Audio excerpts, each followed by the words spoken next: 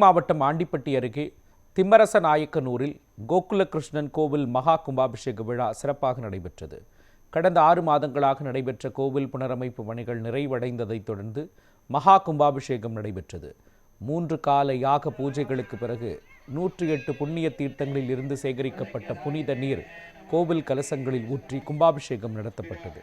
பின்னர் பக்தர்களுக்கு தீர்த்தவாரி வழங்கப்பட்டதுடன் மூலவருக்கு சிறப்பு அபிஷேகம், மகாதீப ஆராதனை நடைபெற்றது. பக்தர்களுக்கு அன்னதானம் வழங்கப்பட்ட நிலையில் விழாவையொட்டி போலீசார் பாதுகாப்பு ஏற்பாடுகளை செய்திருந்தனர்.